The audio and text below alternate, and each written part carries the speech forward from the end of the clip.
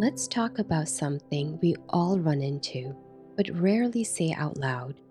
You know those moments where you swear, this time it's going to be different. You're ready, motivated, focused. And then, 2 days later, you're back in the same loop.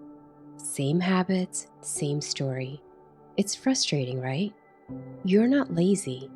You're not broken. You're just running into resistance, and your brain is actually trying to protect you. I know, it sounds wild, but once you understand why this happens, you can finally stop fighting yourself and start working with your mind instead of against it. This is part two of my 5 part series inspired by The Power of Discipline by Daniel Walter. If you haven't seen part one yet, we covered the science of self discipline and how your brain is wired to support you if you know how to train it. But today, we're diving into something deeper: why we resist change, even when we say we want it. Let's be real with each other for a second. Knowing what you should do doesn't mean you'll actually do it. If it did, we'd all be green smoothie drinking, 5 a.m. journaling, boundary setting queens by now.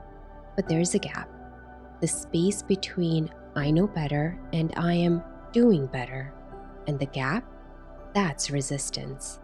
It's your brain's way of trying to protect you from effort, from uncertainty, or anything that feels unfamiliar.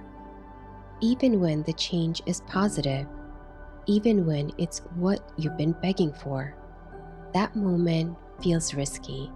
Your brain quietly says, no thanks. But here's the thing most people don't realize: your brain actually prefers staying stuck over trying something new. That's called status quo bias. It's a mental shortcut that tells your brain, if I know how this works, I'm safe. So even if what you're doing right now isn't working, your brain would still rather stay there than walk into the unknown. It says things like, it's not great, but at least I know what to expect. And we confuse that with peace. But in truth, that's not peace. That's familiarity in a comfort costume. Let's clear something up. Resistance isn't laziness, it's a defense mechanism. It's your nervous system saying, change might be scary, let's stick to what we know. Another mind trap that sneaks in: the sunken cost fallacy. That voice that says, I've already invested so much time. I've come this far. What if I change and it still doesn't work? But let me gently remind you, if it's not working, staying won't save it. It only delays the shift you're already feeling deep down is needed. Here's the part that changed everything for me. You don't have to push through resistance.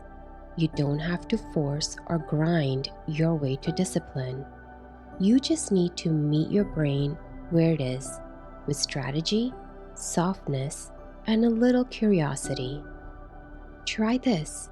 Name the belief or fear that's holding you back. Remind yourself, fear isn't fact. Take one tiny step that feels safe and doable. That's it. Every small move builds trust with your brain.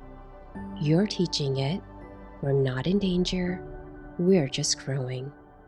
And if you want something super practical, try this exercise. It's simple but so powerful. Write down the thing you're resisting and then ask yourself, okay, and then what? Here are a few examples.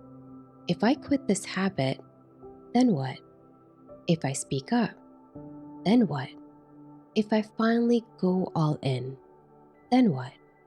Keep asking yourself until you reach that real fear underneath, and then ask, is that even true? Or just a fear I've been rehearsing for too long? Clarity softens resistance. It won't make it disappear, but it'll help you to move through it with so much more ease. So if you're feeling resistance right now, don't panic. That's not failure, that's a signal. It means you're brushing up against your edge, and that edge, that's where the real growth begins. You don't have to bulldoze your way through. You just need to understand the resistance, hold it gently, and take one aligned step forward. That's real discipline. Not loud, not perfect, just quietly powerful. If this resonated with you, you'll love what's coming next. Part 3 is all about how habits shape your identity and how real change happens when you stop trying to be someone else and start becoming you. I'll see you in part 3, and until then, take the pressure off. You're doing better than you think.